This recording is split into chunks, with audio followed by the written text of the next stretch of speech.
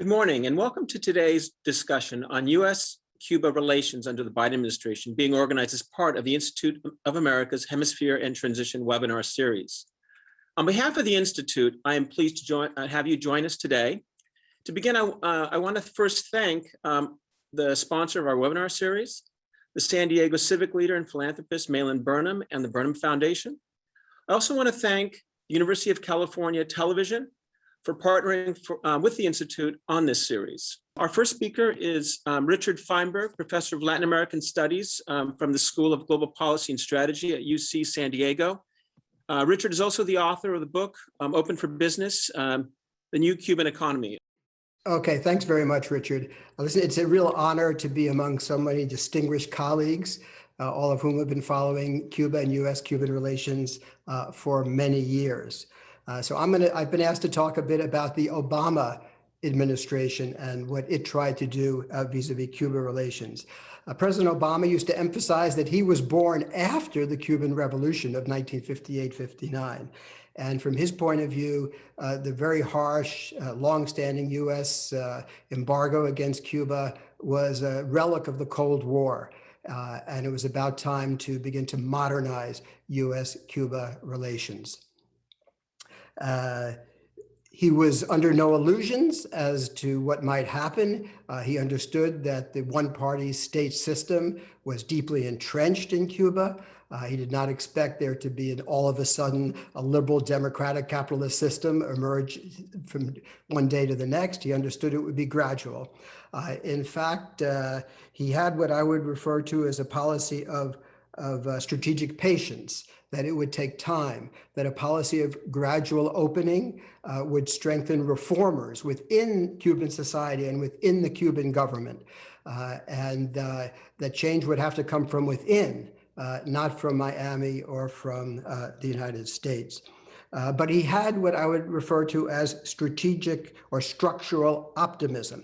That is to say, structural optimism. That is to say, if a relatively small country, 11 million people right in the Caribbean, off the coast of the United States, within essentially democratic Caribbean, were to be exposed to travel, to investments, to commerce, to cultural exchanges, that would gradually produce an opening in Cuba. We couldn't see exactly where it was going, but that Cuba would evolve over time. So that was his basic strategy. What did he actually do? First, he began to allow travel, first by Cuban Americans, so they could visit friends and relatives on the island. They could send remittances to their families for their own sustenance and also to invest in the emerging small-scale enterprise. And then gradually he allowed a wider group of Americans to travel under something which was referred to as people-to-people diplomacy. The idea was you couldn't just go to Varadero and hang out on the beach as an American, but you had to be part of a cultural exchange whereby you would learn something and also impart something of American values, perhaps American consumer capitalism, to your Cuban hosts. Under that program, and this only occurred for 2 years, and it's important to emphasize. He really began the opening at the end of his administration with just 2 years left. By the time he was done, though, we had something like 600,000 Americans, including Cuban Americans, visiting the island on an annual basis, and those numbers were increasing. So just visits, travel was a big part of the opening. He also thought that the emerging private sector in Cuba, small-scale enterprise that the Cuban government was gradually allowing, would benefit from the dollars being spent by visiting Cuban Americans and American citizens. And those numbers did rise rapidly. So by the end of the Obama years, you had something like 600,000 small-scale enterprises opening up on the island. The idea was that these were green shoots of a more independent, pluralistic, market-oriented Cuba. Embassies were opened up, more normal diplomatic relations, cultural exchanges, immigration controls, all of those were moving forward. I say as a result of all of these measures, again, incipient, only 2 years after almost 60 years of ongoing hostility, Cuba, I would argue, did begin to change. That is to say, the Obama measures were having some impact on the island. I mentioned the growth of the private sector, which was accelerating. That was really giving birth to what I would refer to as an emerging middle class, maybe 20% of the population or so, well-educated, increasingly interested in consumerism, and some degree of cultural and political pluralism. I would say on the island, which I visited frequently, you could feel that people were more willing to express their opinions, including criticism of the government at the individual level. Still, the government did not allow organized collective activity in opposition to the regime.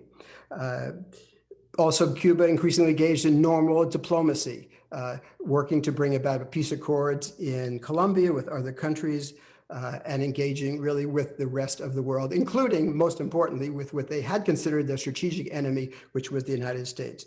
Now, importantly, the Obama administration took most of these measures unilaterally. They were not, for the most part, negotiated. It was not tit for tat. We make this concession, you make that concession, because the administration felt that the measures that it was taking, opening to Cuba, were in the U.S. national interest and did not require reciprocity, but rather would bring about changes on the island which were beneficial to Cubans and to the United States. So there was a lot of progress. Now, at the same time, the Cubans were hesitant in some respects. For example, they were not really ready to negotiate on the expropriations of about $2 billion of U.S. property that had been expropriated at the beginning of the revolution. They began talks, but they were not really proceeding apace. And I think that was a missed opportunity because had those claims been settled or on their road to being settled, that would have created a bigger constituency in the United States for normalization. The Cubans said, we welcome foreign investment in general. There already was some foreign investment from the Europeans and from Canadians, modest amounts, but still they were there in principle. And in principle, the Cuban government said, we welcome U.S. foreign investment as well. However, not many projects were approved. Why not, you might ask? The Cubans certainly needed the capital and technology and access to markets. And there are a number of explanations, bureaucratic inertia, certain fears about being dominated by large-scale companies. But also, let's keep in mind, the expectation in Cuba, as around the world, is that Obama was going to be followed by Hillary Clinton, not by Donald Trump, and that there would therefore be plenty of time to move forward on normalization and an opening to the global economy. There were also some people on the island who did fear that a commercial opening was a form of a Trojan horse, that it would then lead to more pluralism, to more opening, to more U.S. influence, to influence by the large Cuban-American diaspora in South Florida, and that this would endanger the essential interests of the Cuban regime. And so those more orthodox elements wanted a very go slow approach. I also think one could suggest that Obama perhaps overplayed his hand a bit in his historic visit in March of 2016, when he met, among other things, with a large group of private sector entrepreneurs on the island. And perhaps that meeting, which was very exciting and raised expectations on the island, also frightened the Cuban establishment. And as soon as Obama left the island, actually, you could feel a certain retrenchment, that a certain chill in the air with regard to the private sector and U.S.-Cuban relations, even then, well before Trump. Still, though, the overall message that I would leave you all with is that in just a short period of 2 years of Obama, after a period of almost 50, 60 years of ongoing extreme hostility, you did begin to see a gradual opening in the economy, in culture, that there were some green shoots emerging that were suggesting that Cuba might gradually evolve towards a more market-oriented socialism, more open to the outside world, with at least some degree of pluralism on the island. And that's where it was just before the election of Donald Trump.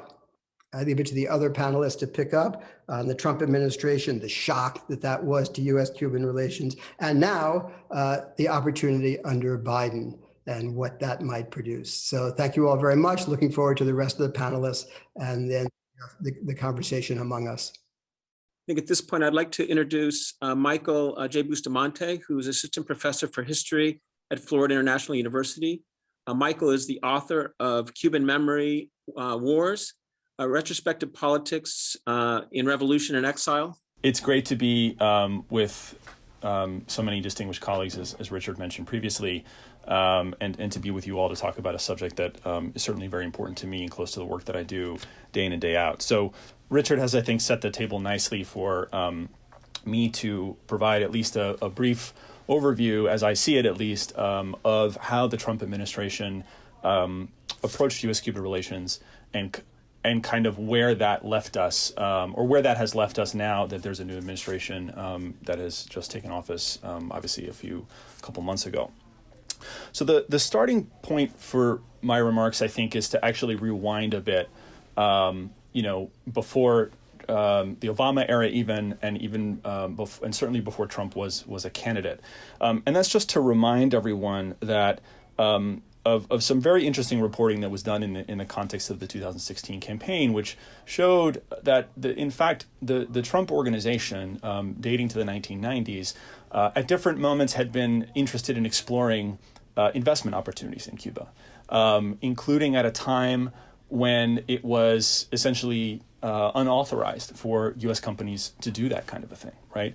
I think we have to understand, and I don't think I'm going out on a limb here, that for President Trump, the Cuba issue, as it kind of took shape in the 2016, was not really a matter of principle or deep foreign policy interest or preoccupation. In fact, there was some reporting done in the moments of the transition between the Obama administration and the Trump administration about conversations that happened between the outgoing president and the incoming one, in which Trump essentially said that he thought Obama's opening to Cuba was quote unquote fine, right? And yet in the context of his campaign a few months prior, he had come out publicly against Obama Cuba policy. He had called for canceling the quote unquote Cuba deal. And this, I think, was a sort of, perhaps not surprising position for a Republican candidate to take, but a surprising one in the context of where public opinion polling was in South Florida at that time, right? Because I think insofar as U.S.-Cuba policy is not just a foreign policy issue, but a domestic policy issue, that domestic policy issue matters mostly in South Florida for sort of the electoral calculus in an important swing state. And it was an interesting bet to make because at the time, the polling on U.S.-Cuban relations showed that really the Obama administration had kind of brought a significant portion of the Cuban American community along with him. There was a sort of recognition, again, not universal, but substantial, that the old approach had failed, had not really resulted in much in improving the lives of the Cuban people, and that it was time for something new. And so even as many Cuban Americans watched aspects of the Obama opening and felt a little perhaps uneasy about some of the things that were happening, and I think above all sort of the hype around it, right, a certain exoticizing of this place that they called home, there was also a recognition that perhaps a policy of opening was the lesser of two evils from their point of view. And so it was a curious bet for the Trump campaign to make, to sort of link part of their campaign in Florida to the canceling of Cuba policy, because the Obama policy had a substantial amount of support. And B, we know from the polling that when you ask Cuban Americans what are the most important issues that guide their vote, Cuba is pretty much last on the list and has been that way for a long time. Nonetheless, it appears that the Trump campaign made that premise of canceling Obama's Cuba deal part of its campaign, and they were able to sort of click up the numbers of Cuban American support that the Republican candidate received as compared to the last election, but not dramatically either, which again suggested that there was still somewhat of a constituency for the opening itself. So what did Trump do when he got into office? Well, he didn't wait incredibly long. In the summer of 2017, he came down to Miami. He announced that he was, as he had promised, canceling Obama's Cuba deal. The thing that I think was interesting about it is that, at least at first, the sort of policy rollback of Obama's opening was, I would argue, more about rhetoric than it was about substance. In fact, despite a kind of rhetorical change of 180 degrees, many aspects of the Obama administration's policy, including some of the travel allowances, ended up remaining in place for a couple years, the first 2 years of the Trump administration. It wasn't really until 2019 that the Trump administration began to implement what it called a maximum pressure campaign, in this case, both on Cuba and the government of Venezuela, with the idea that both governments are closely linked. We would like to get rid of both of them, and so we're going to come down hard on both of them and try to affect their economic bottom line and potentially sort of separate them from one another, and perhaps cause political change. Right? It's safe to say that the maximum pressure campaign, which involved many measures, and really ended up unwinding almost everything that Obama had done, represented the most intense period of sanctions on Cuba in years, if not ever. The reality of this, I think, no matter how you look at it, is the reality of U.S. sanctions policies, especially ones that are unilateral, as the Cuba sanctions are. Is the reality of those policies everywhere, that Cuban citizens are made collateral damage of these policies. So when you cut off travel to the island from the United States, you may be impacting some of the flow of hard currency into the Cuban government's coffers, but you're also getting in the way of some of those entrepreneurs that Richard was talking about, who had sort of begun to see hope for a better standard of living.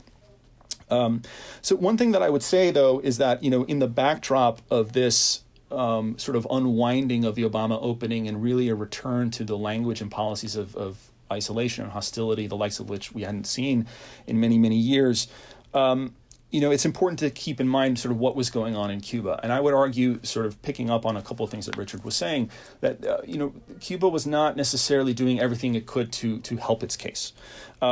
I think Richard's right that even before Trump was in office, the Obama opening, and particularly that presidential visit, there were aspects of it that really didn't sit well with certain elements of the Cuban system. And so you felt, as Richard said, a kind of a pushback, a grabbing onto an argument that, in fact, the Obama opening was just more of the same. It was regime change by other means, and therefore was to be resisted as much as welcomed, or at least to be handled cautiously. And it's not insignificant then that when Trump comes in and then sort of reverts to a more overt sort of language of regime change, I think the siege mentality reemerges in even more dramatic form, and that has particular effects in the domestic political landscape in Cuba. It's not a coincidence, I don't think, that in the summer of 2017.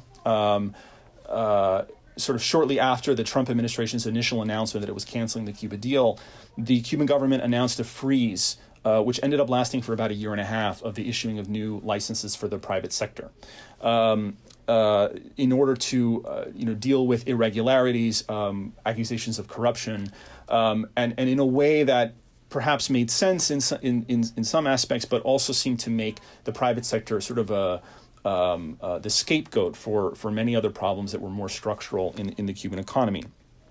The Cuban state also, in the years of the Trump administration, implemented a number of measures in sort of more the political cultural space, a couple of decree laws that really were seen as kind of throwing cold water over an independent and creative and sort of contestatory, if I can use that word, sort of artistic space. Decree laws about, sort of threatening that the use of information technology, the internet, which was expanding in Cuba at the time for purposes that were counter the goals of the Cuban state, could sort of earn one a fine, if not worse, right? So there's a kind of a political closure that's happening inside Cuba in these years. And on the one hand, it's part of a kind of a back and forth that has happened over the years in Cuba since 1959 between periods of relative openness and periods of relative, the opposite, right? But it also, I think, is true that the Trump administration's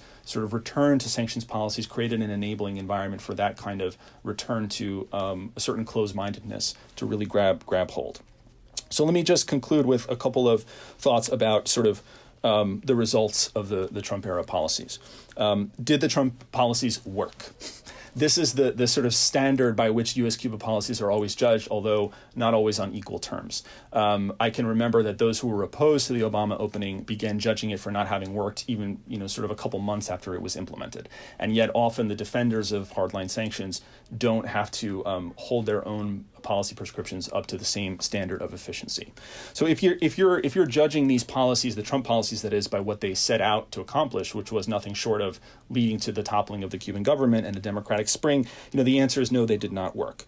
But I think the more germane question that's taking shape now is, did they at least create an environment that sort of put enough pressure on the Cuban government to re-up certain kinds of economic reform, if not other kinds of reforms? And that has to do with some interesting developments that began to take shape in the summer of this past year in 2020. So after this period in which, as I mentioned, there had been kind of a certain return to closed-mindedness or conservative thought with regard to the private sector, in July of 2020, the Cuban government announced that it was sort of again going to move forward with economic reforms that had been pending for a long time. Even more space for the private sector, currency unification to deal with a dual currency system that is a very complicated topic, and potentially going beyond what the Cuban government to now has called self-employment to actually legalizing things like small and medium-sized enterprises, right? That they would have sort of legal recognition in a way that they hadn't before.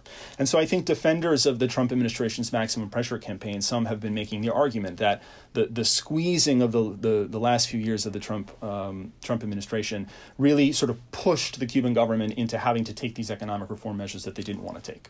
And that, I think, is really an argument into which I think one could poke a lot of holes. The biggest one is that, of course, 2020 was also the year of the COVID-19 pandemic, which for an economy like Cuba's, which depends so much on tourism, right, really took a hard hit. And so I think that the return to reform is less a result of Trump pressure than it is a result of the exigencies of the COVID-19 pandemic, right? And if you'll indulge me just another minute, I promise. The one place where I think arguably the Trump policy worked, quote unquote, was in South Florida in terms of political messaging, right? We saw in the last election cycle a pretty significant swing of Cuban American voters toward the Republican Party. We've seen a pretty significant swing in public opinion toward more pro-sanctions policies. But even there's ways to sort of poke holes in that. Cuba remains the lowest priority issue for voters. So it's not as if the swing towards Trump was driven exclusively by Cuba policy at all. And so I'm happy to go more into the South Florida political context. But that all sets up, I think, a complicated environment politically for the possibility of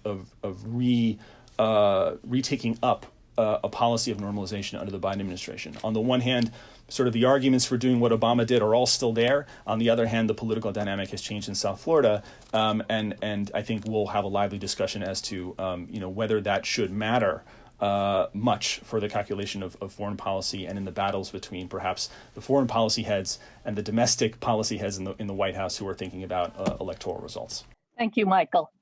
We are now going to hear from Javier Corrales, chair of the Political Science Department at Amherst College and co-editor of the book, The Politics of Sexuality in Latin America, a reader on GLBT rights. He will analyze changing demographics in Cuba and the current status of Cuban civil society, as well as increasing economic inequalities within the country, as well as Cuban LGBT politics. Javier. Thank you very much, Meg. And thank you, Richard, for the invitation to share my mic with the most prominent thinkers on Cuba. I feel very humbled to be in the company of such wonderful speakers. I think I want to talk about why we have not seen a Cuban spring. Despite so many different efforts over the years, not just Obama and Trump, but even before, what's keeping this where it is? Why is it that this is the one super stable lock-in-time place, even though there have been openings? Richard spoke about the opening of the private sector, and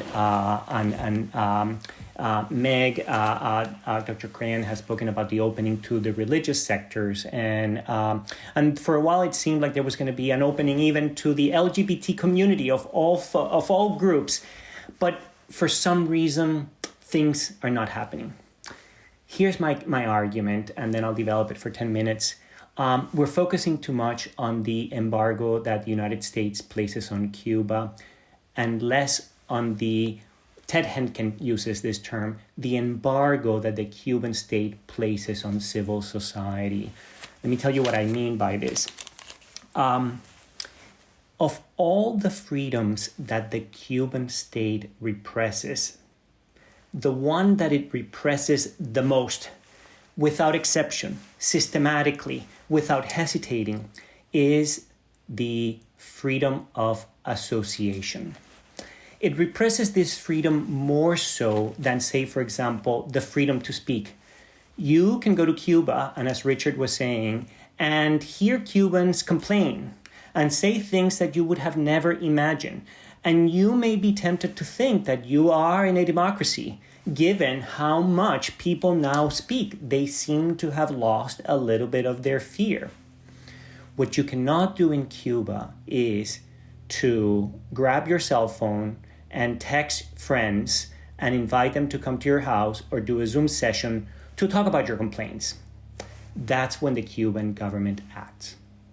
It is absolutely terrified of political organizing.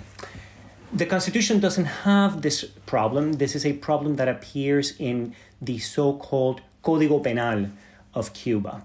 Many times we think that the Constitution is the, I guess because we are used to thinking of constitutions in democracies, as the most important document. But in Cuba, it is the Código Penal, which essentially bans freedom of association. It has an article that says, if you want to have a society in Cuba, you need to register it with the state and you have to agree to important terms.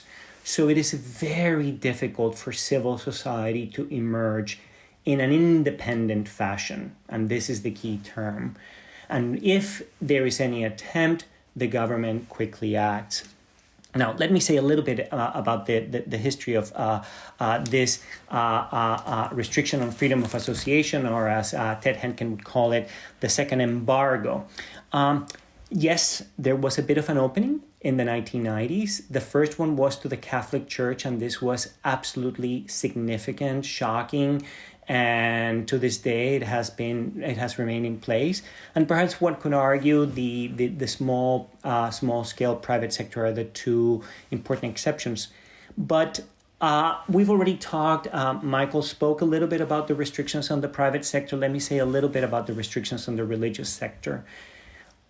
With the Catholic Church, and Meg Crayon, who's the Dean on Religious Studies in Latin America and especially Cuba, I don't know if you will fully agree, but with the Catholic Church, what ended up happening is that the church was so afraid of losing the spaces gained that it acquired a very toned-down response to the regime. Meg Crayon talks about Cuba is no Poland, in reference to the fact that in Cuba, in Poland, the Catholic Church emerged as this powerful contestatory group that eventually challenged the communist regime. For a number of reasons, the Catholic Church decided not to do this. Nevertheless, it created this space and they want to preserve it, and this makes them a little bit conservative. Then comes a large number of evangelicals. In Cuba, historically, evangelicals had been promoters of political freedoms. But what has happened with the evangelical community in Cuba is that because it is less centralized at the Catholic Church, the state has split this community into a group that has lost its autonomy and another group that is operating almost marginally. And the deal with the evangelical church that has lost its autonomy is, we'll let you work, but you have to continue to support the most important policies of the Cuban regime, and that means you cannot lend your support to any civil society that seems independent. So what has happened in Cuba is that civil society groups are trying to emerge. The LGBT community is an example of a group that was trying to emerge. For a while, it made inroads. It had none other than the support of the daughter of Fidel's successor. The daughter of Fidel Castro was fully behind them in so many ways. But the moment that these groups start to acquire a level of a certain degree of independence, the regime gets nervous.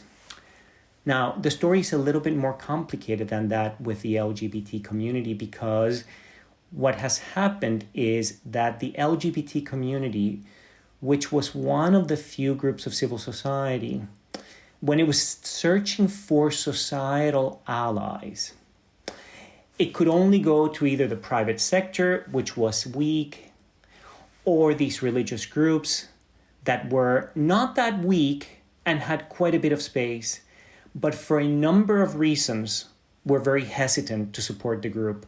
And I'm not talking about their social conservatism. I'm talking about these religious groups that have been so nervous about being in bad terms with the regime. Now, the LGBT community, therefore, did have, and this is the problem that all civil society groups have in Cuba that are trying to be independent, they don't have patrons in society to support them. The LGBT community was an even double orphan because the only two potential groups that could have supported them, the Catholic Church and the evangelical groups, were also hesitant to support them because, of course, of their doctrinal homo and transphobia.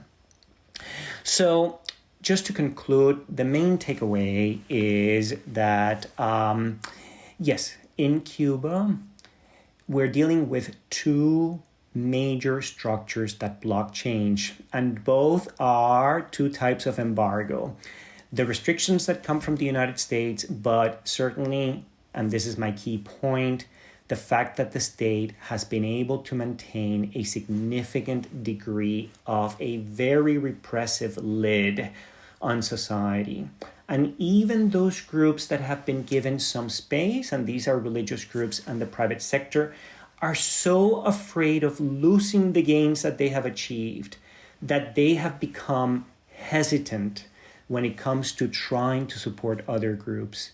And so independent civil society face an incredibly hardline state and a certain degree of orphanage in trying to find partners with other actors of society in Cuba.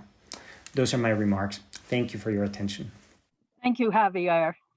We will now hear from Ted Henkin, who is an associate professor of sociology at Baruch College of the City University of New York. He is the co-editor of Cuba's Digital Revolution, Citizen Innovation, and State Policy. He has also co-edited Entrepreneurial Cuba, the Changing Policy Landscape. Ted will examine the role of technology, social media, and music in Cuba, as well as the growing demands by civil society, including the insistence on free expression, together with the Cuban government's attempts to manage societal pressures for an improved standard of living. Ted? Great. Awesome to be here. And it's a very rich discussion. I hope I can shed some light on two things. I want to divide my comments into kind of two categories or two parts. The first is to make some general comments about U.S. engagement, the kind of questions behind it, the strategies or goals behind it, and the principles that could guide it, do guide it, or are debated about it when it comes to U.S. policy toward Cuba.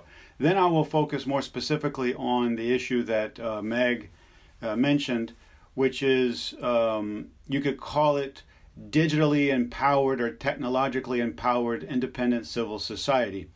And there's been a lot of activity in that sphere over the last 2.5 years, and especially over the last 4 months, that are ripe for analysis, and we should be watching. But let me also thank Javier for mentioning a couple points that I'll build on. One is the internal versus the external embargo, what the Cubans call, the government calls el bloqueo, but then the Cubans kind of tongue-in-cheek say, well, what about the auto bloqueo, the self-embargo, self-imposed embargo? But I also wanted to touch on something that Javier said at the very end of his comments, which have to do with how certain groups that have been given or have achieved a certain level of independence and a degree of free movement or free activity, whether in the church or in the sector of small and medium-sized enterprises or micro enterprise, how they often become more conservative to preserve those spaces, and therefore other groups, like the LGBT groups, are orphaned. That was a really, I think, sharply worded, but I think accurate word. What I want to point to at the end of my comments is the fact that that wall that the government has successfully erected historically between those groups that it allows spaces to, and to a large degree can control or co-opt, it has walled them off, and the kind of agreement, spoken or unspoken, is don't associate with people who are beyond the pale, marginalized actors, whether they're dissidents or, in the most recent case, marginalized artists. And that wall, in the last 4 months, we've seen it break down. Not totally, but there's been some major holes poked into that wall of separation between those artists who are embraced, supported by, and work under the guidance or the control of the Ministry of Culture in this case, versus the artists who are beyond the pale, outside the control and the blessing of the state, and therefore are repressed. Those groups came together, and that was what was so significant on November 27th, which I'll come back to. So let me just say a few things about the general approach. And these are more, let's say, questions that I'm floating out there that maybe we can get to later, or that our viewers should maybe think about. Obama's approach to Cuba was one of empowerment of the Cuban people through engagement of Cuba, right? And the argument was it was a principled engagement. But one key question that we should ask as we're examining what to do now between Trump's policy and Biden's policy that may be significantly different than Trump's, and will likely return to many of or some of the Obama ideas. What principles are guiding that engagement? And what strategy is also moving it toward what ends? Also, one of the key elements within that are, and Richard mentioned this, and also Michael, what moves should the U.S. be making unilaterally based on its own interests, based on humanitarian, human rights, or the idea of the rights of the Cuban people or the U.S. People, right? And which moves toward engagement should be based on conditions or on the behavior of the Cuban government as a way of a strategy of pushing toward certain, or enabling, or facilitating certain changes that the U.S. sees as in its interests. A third point is the question about the embargo and the internal embargo, and actually Javier really explained that very clearly. But I think that it's incumbent upon anyone who favors engagement, and I favor engagement, and I essentially always have, to also never forget the internal embargo, and the fact that, as a number of our speakers have pointed out, the freeze in the U.S.-Cuban thaw and the internal freezes and breaks on the development and the expansion of the private sector happened before Trump became president. They happened in 2016 and the months following Obama's visit, as was mentioned before. So I think it was, as Richard said, a missed opportunity, but maybe it was a strategically missed opportunity because the Cuban government is much more comfortable with an enemy than with a friend, coming from the United States, much more comfortable fighting Goliath than trying to make up with Cain versus Abel. Maybe that's a mixed metaphor, but there it is. Another part of that issue has to do with the wedge. Trump was much more open about this, but there's an idea that the engagement was aimed at empowering the Cuban people, but the Trump administration said, yeah, we want to do that too, but we want to wedge that engagement and we want to isolate the Cuban government. Is that possible? Can you successfully engage one and isolate the other? That's a key question as we need to think about as we examine policy. A final issue before I jump into the last section of what I will say here has to do with the question that we need to answer in order to then make policy, and that question is, who really is in control of Cuba? Who governs in Cuba? Is it the Cuban government led by Miguel Díaz-Canel, or is there a truly powerful military power elite, a Ministry of the Interior, a Ministry of the Armed Forces, GAESA, who really are calling most of the shots, and the government is really there to obey and implement those ideas? Because if we are unclear on who rules, then who do we engage with and to what end? Who do we seek to validate or legitimize, and who do we seek to isolate? Now, finally, let me end with a few comments about civil society. In December of 2018, the Cuban government, after years and years of demands from the people and years of, you could call it inventos digitales, digital inventions from the ground up, from the grassroots, most commonly known or the biggest example of which is the Paquete, but there was also SNet, a community network of gamers, etc. The Cuban government allowed people to contract at a very high price internet on their cell phone, 3G mobile internet access.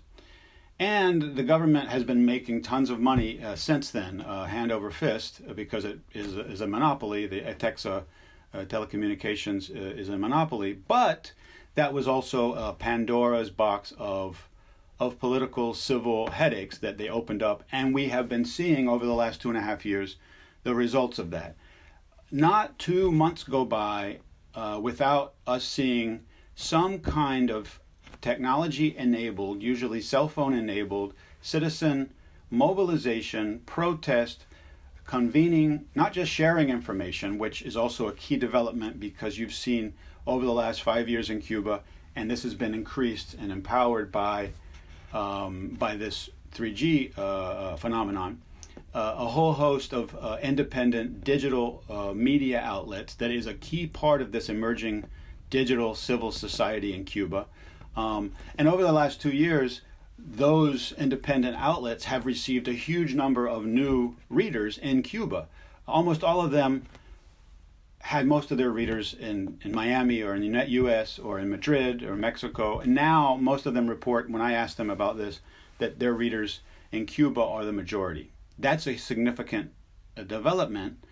And we've seen the results of that these changes haven't just resulted in cyberspace for civil society, but actual real space, because people are not content to remain in the cloud. They want to take to the streets. Now, their taking to the streets is quite tame relative to what we see in other places around the world, but relative to Cuba's own history, it's quite unprecedented what we've seen. And this included independent LGBT march. It has included a number of protests in front of various ministries, protesting about the shutdown of the SNet, or protesting about issues regarding animal rights, and There have been a number of these. Of course, the most significant happened on the 26th of November of 2020, and then bled over into 300 to 500 to 600 people congregating for a whole day outside of the Ministry of Culture. This was sparked by the San Isidro Movement, which was in terms of the government's view, beyond the pale movement of marginalized artists who came together in protest against Decree Law 349. Now, many of these people were also concerned about Decree Law 370. 349 essentially outlawed independent artistic production. 370 was mentioned before, I think, by Mike Bustamante, had to do with outlawing the hosting of information, or the posting of information that was not in society's interest on websites, especially hosted in foreign countries. Both of these were moves against the emerging civil society, especially as it interfaced with the digital or the cultural spheres. So there was a protest that was led by the San Isidro Movement. There was a hunger strike that was raided by the government, but that raid and previous crackdowns were captured and shared widely on Cuban cell phones. The Cuban government, over the past 3 months, and starting really on that 26th of November, has started for the first time, at least in my knowledge, shutting off the internet strategically for a few hours, and has done it maybe 3 or 4 times over the last 4 months. This shows that they are very concerned about the ability to convene publics in actual physical space, and that's what they saw the next day, despite them shutting off the internet. 2 months later, this was replayed again, and very symbolically, kind of a performance that was not planned. A group of young students, young artists, went again to the Ministry of the Culture. They congregated outside, and the actual minister, Alpidio, I want to call him Alpidio Valdez, but it's Alpidio Alonso. He came out and very symbolically swatted away a cell phone of an independent journalist who was filming him, basically giving a swat to the independent use of social media and the internet and the independent digital media pioneers. And then this culminated in the viral music video Patria y Vida, which did more than all the other things, or built on them, because it included a very clear Afro-Cuban element. All the people involved in the production of that film, of that music video, are Afro-Cuban, but it also included people who had before, Javier said about being orphans, right? People who had before kept their mouths shut, successful international music artists, about political issues in order to be able to travel in and out of Cuba.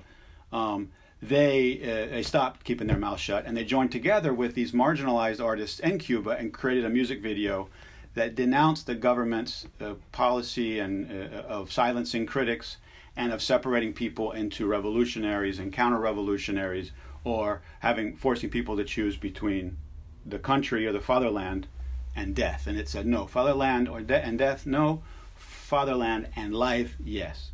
So I'll stop there, and we have a lot to talk about, and I look forward to hearing from Bill as he closes us out. Thank you very much, Ted. We'll now hear from Bill Leogrande, who is the Associate Vice Provost of Academic Affairs at American University and a professor in the Department of Government. He is also the author of Our Own Backyard, the United States and Central America from 1977 to 1992, and the co-author of the landmark book, Back Channel to Cuba, The Hidden History of Negotiations Between Washington and Havana. He will suggest the directions of US-Cuban bilateral relations under President Biden, as well as what to expect in the near term related to the restoration of remittances and tourism, as well as restaffing the U.S. Embassy and Consulate in Havana. Bill? Thank you, Meg. And thanks also to the Institute of the Americas for organizing this webinar. It's a pleasure to be together again with such a distinguished group of colleagues and friends. So on March 9th, a reporter asked White House Press Secretary Jen Psaki about Cuba policy and what the Biden administration was going to do.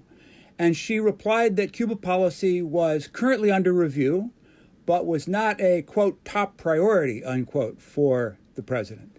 Well, the very next day, Ned Price, the spokesperson over at the State Department, said that Cuba was under active review, the Cuba policy, and it was not on the back burner. So I think that signals to you right away that there may be some disagreement inside the Biden administration about just how fast to move in terms of rolling out a new Cuba policy. I do think we can expect to see something in the next month or two. What will it look like? I think, first of all, we can be reasonably confident that President Biden will fulfill his campaign promises about Cuba. And he said essentially the following things.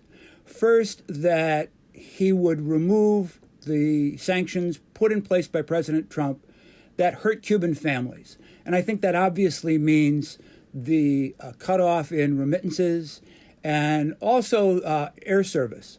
Trump administration cut off U.S. air connections to every city in Cuba except Havana, and even limited those, making it very difficult for Cuban Americans to visit family in the interior of the island. Second, Obama said that he would restore travel because, and I'm quoting, Americans, especially Cuban Americans, are the best ambassadors of freedom. Third, he said that he would resume the diplomatic dialogue with the Cuban government that Trump had cut off. At the end of the Obama administration, there were 17 different discussions underway between U.S. and Cuban diplomats on issues of mutual interest.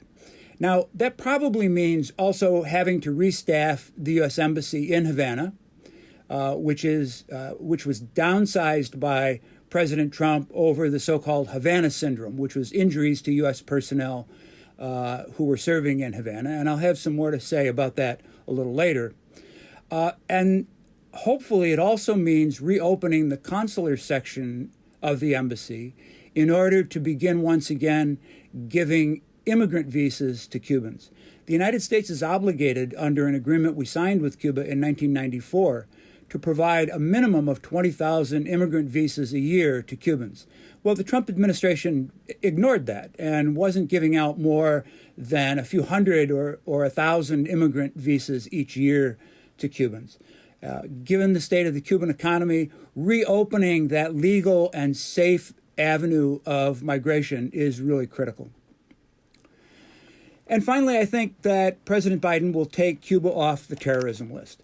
As you may know, Trump put Cuba on the terrorism list in the last weeks of his administration. He did it for the purposes of complicating President Biden's ability to resume relations with Cuba. The administration has specifically said that that is under review, and so I expect that they'll do that. That'll take a few months because of the technicalities that are required to do it, but I don't have too much doubt that they'll get that underway reasonably soon. Now, having said that, I don't think that the Biden administration is going to just pick up where President Obama left off and fully embrace a policy of engagement, particularly a high visibility policy of engagement, the way that President Obama did in his last 2 years. And I think that we're likely to see a policy that looks more like President Obama's policy in, say, 2009 or 2011, before the decision to actually try to normalize the relationship. Now, on the brighter side, if you're in favor of engagement, there are a number of regulations that Obama put in place to allow more business connections between Cuba and the United States, more commercial interactions, that President Trump never bothered to reverse. Now, the Treasury Department stopped giving out licenses to businesses that wanted to go to Cuba. And of course, the businesses stopped asking because they knew that they weren't likely to get licenses. But under the new administration, if a business wanted to, say, apply for a license to export consumer goods to Cuba, they might find a Treasury Department that was a lot more receptive to that request. So I don't think that you're going to see, though, a very active or aggressive policy on the administration's part. So why is that? I think there are both policy obstacles and also political obstacles. So in terms of the policy obstacles, first is the so-called Havana Syndrome, the fact that about 24 U.S. personnel, diplomats, intelligence officers, and family members underwent injuries in Havana in 2016 and 2017. It happened in other countries too, but the largest number of people were injured in Havana.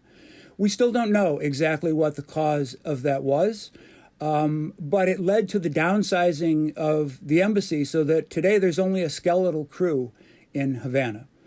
Restaffing the embassy poses a difficult policy problem because in order to do it, you have to be able to assure that the U.S. diplomats serving there are serving there safely. And that is going to involve a lot of technical discussions in Washington and also probably some discussions with the Cubans. The second policy issue is Cuba's support for the Maduro government in Venezuela. President Obama separated the issue of Cuba and Venezuela when he was president. So even though Cuba was supporting the Venezuelan government back then, Obama said that a bilateral improvement in relations with Cuba served U.S. interests, and so he was going to go forward with it.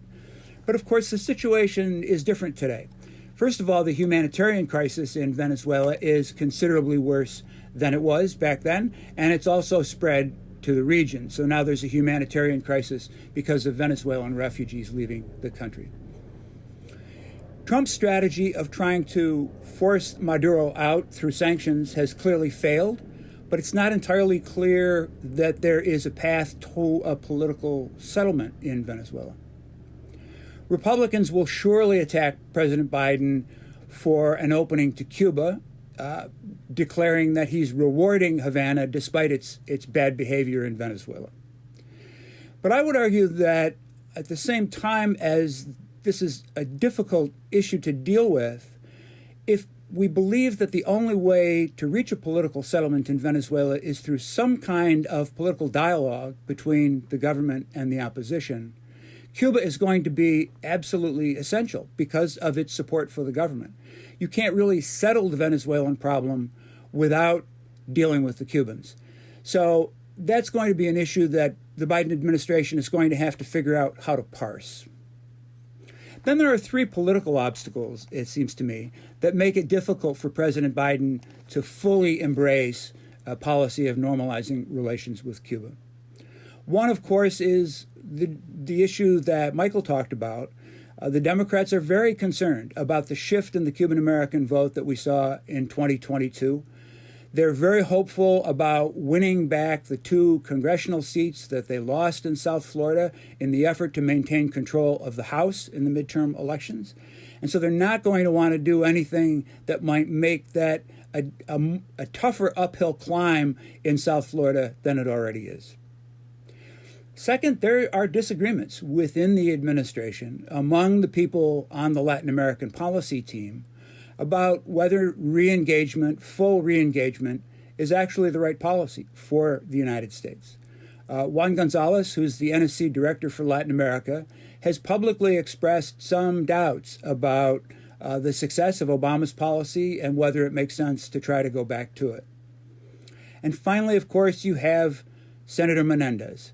Senator Menendez has a clear position against an improvement in relations with Cuba. It's a 50-50 Senate, so President Biden needs Senator Menendez's vote on absolutely everything. And Senator Menendez has made it clear in the past that he's willing to hold unrelated legislation hostage to the administration's policy on Cuba. So how do we sum all this up? I think there's no doubt we're going to see an improvement in U.S.-Cuban relations, a reconnection diplomatically between the two countries, a lifting of the sanctions that have hurt the standard of living of Cubans the most, which is to say the cutoff in remittances and the reductions in travel. But I don't think that we're going to be on a fast track toward truly normalizing our bilateral relationship, at least not until after the 2022 midterms, when we see how well the Democrats do. Thanks. Thank you, Bill. And I would like to pose the first question, if I might. Several of you mentioned civil society and the apparent increased activity within civil society. As early as the 1993-94, during the Cuban crises, you had street demonstrations in Regla, a working class suburb of Havana. And you also more recently had street demonstrations, as Ted Henkin mentioned, and Javier Corrales, as well as massive protests in Santiago over ineffective or inefficient delivery of government services, particularly related to transport. Would the panelists like to comment on the absence of an agreed upon agenda on the part of these disparate civil society groups, as well as the absence of a national leadership of civil society and clear organizational strategies to mobilize a mass base? Well, of course, as was emphasized by Javier and Ted in particular, organizing in Cuba is extremely difficult. The government, of course, has extensive surveillance of all types.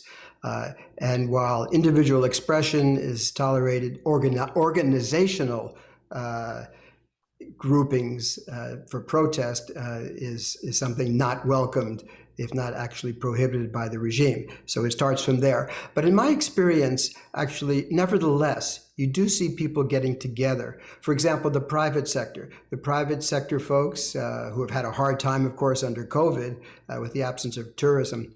Nevertheless, they continue to publish magazines. They have access to various social media sites. They do meet among themselves. Of course, they're all friends. They get together at clubs, in bars and restaurants, etc. So there is, I would say, an emerging organization within the private sector. As was emphasized by Javier, the church has been cautious, but nevertheless, if you walk around the cities in Cuba on a Sunday, you're amazed at all the chanting that you hear coming out of the evangelicals' buildings, and also, of course, some of the Catholic churches that have been allowed to reopen. Now, during the debate on the constitutional reform process, as the panelists will recall, there was an effort to legalize same-sex marriage, if I recall, and the churches, both evangelical and Catholic, came out strongly against those reforms, and the government actually backpedaled. I mention that only as an indicator of the capacity of some independent groups to, around at least certain issues, make their voices heard. Now, all this isn't to say that we're suddenly in the presence of a liberal democracy, but nevertheless, there is some room, and I would say growing room for maneuver.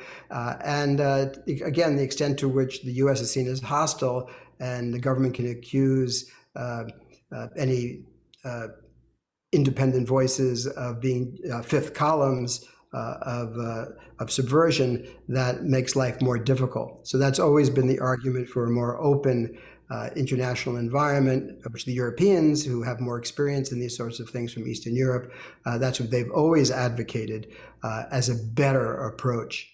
So I'm interested in hearing what Ted and others have to say. Thank you. Ted? I think that one of the issues, or one of the dilemmas, whenever you see change in Cuba, or when you kind of like evaluate the level or the extent of the meaning of that change, is, do you give credit to the government for allowing it, or do you give credit to civil society for creating it, right? And it's, it depend on, I think most of the changes have been against the government's will, and have been born in civil society and forced on the government, whether they come from the church, whether they come from the LGBT community or the business community. I would like to just focus on media, partly because of the internet issue and the expansion of internet access in Cuba, but also because we often just assume, because it's been the case for so long, that it's not worth talking about journalism, right? The case is that the Cuban government exercises a monopoly over the media, over journalism, but that monopoly has eroded. Yes, there have been and there are ecclesiastical publications. As Richard mentions, there's a group of new digital publications that focus on business, on you could say entertainment, nightlife, sports, but and that's something that we can celebrate as a sign of this effervescence of this space. But at the same time, while those spaces have existed, have grown, and the government has tolerated them, the government has also viciously cracked down both in the street, in people's homes, or arresting them or harassing them or detaining them or driving them into exile, but also in the media, and the state media has defamed and basically called anyone in the independent media subversives and mercenaries. And this has gone on over the past 2 or 3 months. And the main news section in the nightly news in Cuba.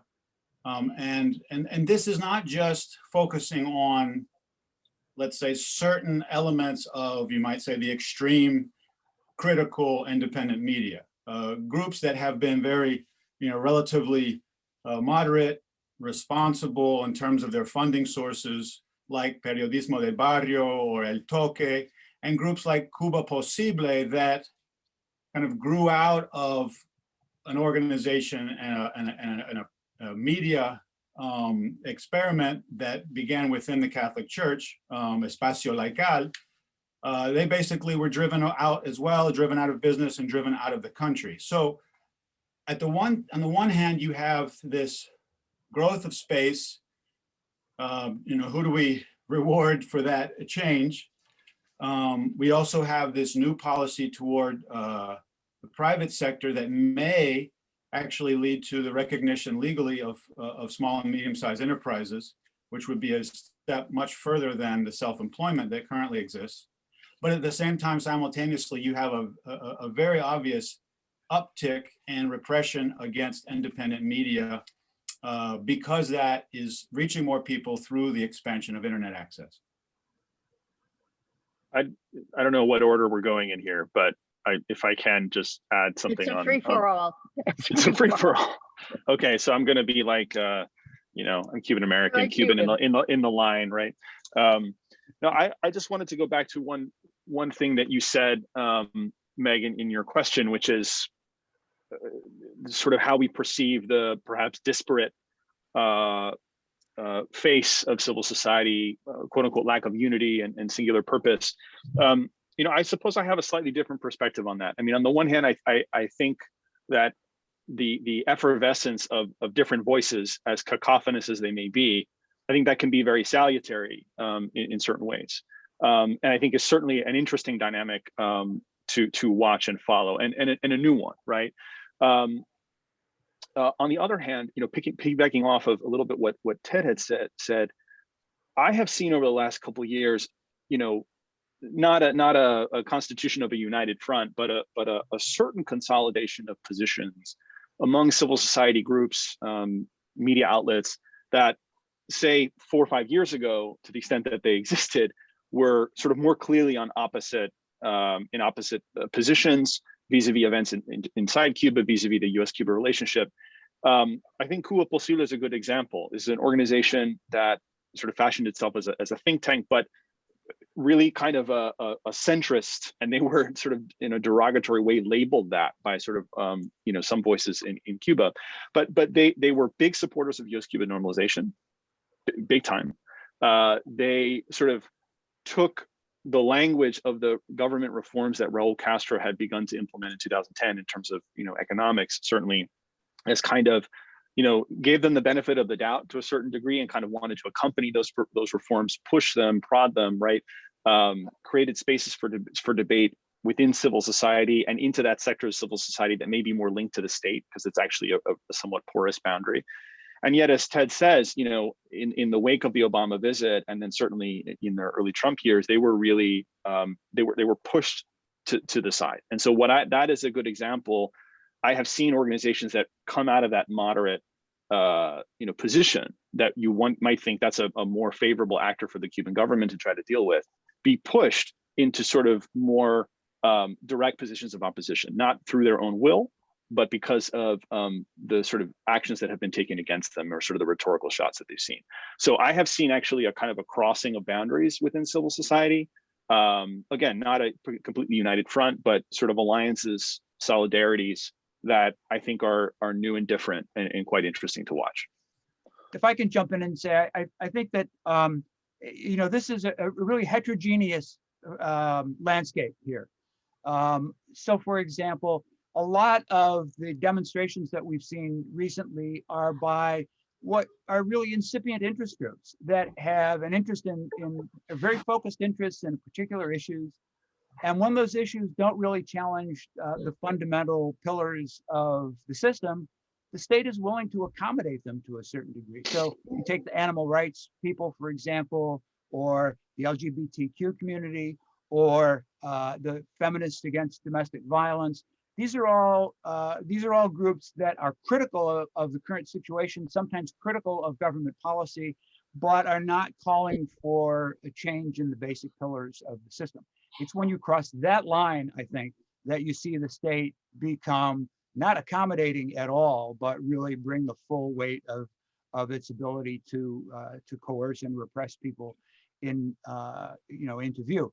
Then there's another whole segment of demonstrations we've begun to see recently, which are really spontaneous demonstrations of people who are upset about something in particular, and a number of them take to the streets either because word spreads on social media, or sometimes word just spreads in the neighborhood by mouth, and people come out and make demands of government for restoration of services of various kinds. There doesn't seem to me, apart from some of the folks that Michael was talking about, there doesn't seem to me to be a great deal of cross communication among these various groups. And as I say, as long as they're not demanding things that really imperil the system itself, I think the government's going to try to be accommodative.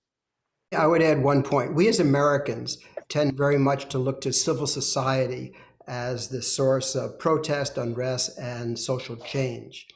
But I think actually that rather contradicts our analysis of the Cuban system, which is to say it's a very strong state, and it's the state which ultimately decides most things. So now the problem with analyzing the Cuban state, of course, is very opaque and hard to get access. So one has to look for, like criminologists in the old days during the Cold War, what are some signs of possible division between, let's say, hardliners and reformers. But I think that's really the essence. Divisions within the state, there are some who just want to hold the hard line until they die, and that's it. And there are others who are more forward-looking and think the world has changed and we're going to need to change too. And how do we do that without suffering the fate of Gorbachev, which is to say a complete societal or state collapse? And that gets back to U.S. policy, because if the goal is just to strangle the state, how does that help to foster debate and change within the state?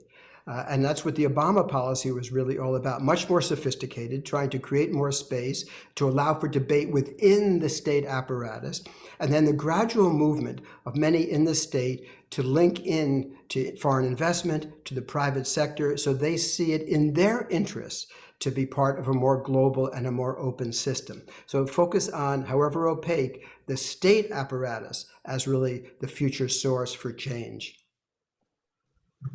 Thank you, Richard. That answers to a degree a question that was posed by a member of the audience, and that is basically who governs Cuba?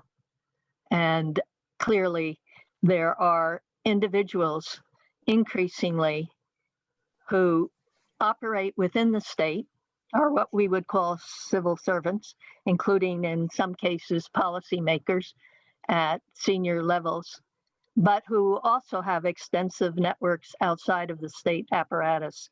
And increasingly, we've seen some individuals who I refer to as amphibians, who transcend the boundaries between the state and the non-state sectors, which historically in Cuba were pretty well defined since '59. Today, they've become much more porous, and therefore you have an opportunity, as virtually every one of the panelists have indicated, for the potential for a great deal of increased debate within Cuba by Cubans over how best to create a society in which there is free expression, in which there is a higher standard of living, and other issues that are currently very commonly discussed amongst Cubans. Thank you. It's been a rich discussion. We've got a few more minutes. We've got 4 minutes for some additional questions. So I'd like to pose a question from the audience that was raised by one of the members of the audience. What possibility do you see for any US-Cuba cooperation finding a path towards humanitarian relief, political coexistence in Venezuela, with a path over time for representation in meaningful ways of multiple perspectives? Yeah, well, so Venezuela, as I was saying, is a very tough issue. The Cubans' position on Venezuela is that they're prepared to play a constructive role in trying to find a political settlement in Venezuela, so long as it's a settlement that the Venezuelan government agrees to and that the United States government agrees to. And the United States is thrown in there because the Cuban position is that no settlement is going to work unless the United States is prepared to accept it. The difficulty, and I should say the Cubans have played a constructive role in the settlement of international conflicts previously. They did that in Southern Africa when they had troops in Angola. They did it in Central America in the 1980s. And most recently, they did it in Colombia, bringing the FARC and the Colombian government to the bargaining table and getting a peace agreement there. So it's not unprecedented that they would be willing to play a constructive role. I think the difficulty is that I'm not sure that the two sides in Venezuela are interested in a political settlement at this moment. It seems to me that the opposition is really fragmented now about whether it should try to resume participation in the electoral system or not. The government is in a much stronger position than it was a year or two ago, and the U.S. sanctions policy has clearly failed. So getting the two parties involved to be willing to sit down at the table and try to seek some kind of agreement is going to be tough. That's especially true because President Biden's position has been very clear. He does not see Maduro as a legitimate president, and he believes that Venezuela needs free and fair elections that allow the Venezuelan people to pick their own leaders. So that's a tough hurdle to get a Maduro government to agree to. So I think for the time being, we're probably stuck in stalemate there. Yeah, thank you, Bill. I've got a question for Michael. What was more important in the Florida 2020 election, huge swing towards Trump? Was it the Cuban or Venezuelan diaspora, in your opinion? Well, I don't have to go on opinion. I'm happy to go on poll results that I followed. And I'm glad to get this question because I was a little bit worried that I had given a mistaken impression that the sort of swing toward Trump among Cuban voters was such a decisive thing in Florida or even at the level of Miami-Dade County. It was not. The swing toward Cuban voters was, swing toward Trump among Cuban voters in South Florida was significant, especially at the local level.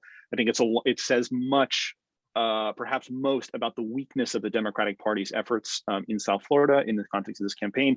But the interesting thing is that the biggest swing among Latino voters in Florida, I'm just going to speak about Latino voters, was not among Cuban voters. It was among non-Latino Hispanics, among them Venezuelans, but also Colombians in South Florida, Brazilians.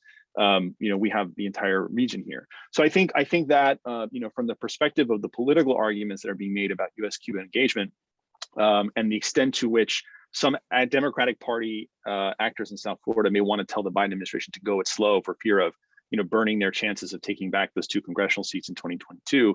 I think we have to bear that in mind. The Cuba policy was perhaps a piece of an overall electoral campaign landscape in which sort of that anti-socialist message became so charged and frankly filled with lots of misinformation, but it really wasn't as deciding a factor as I think some of the most immediate reporting suggested that it was. Thank you, Michael. Well, I think that this concludes our webinar. I want to thank the panelists, Richard, Michael, Bill, Javier, Ted, and Meg. Thank you so much for moderating. We've had a rich discussion. I also want to thank UC TV, as well as, again, the Burnham Foundation for sponsoring our webinar series. And thank you all for taking part in this lively discussion. So with this, I think we'll conclude our session. Thank you, and have a good day. Great to be here. Thank you. Thank you.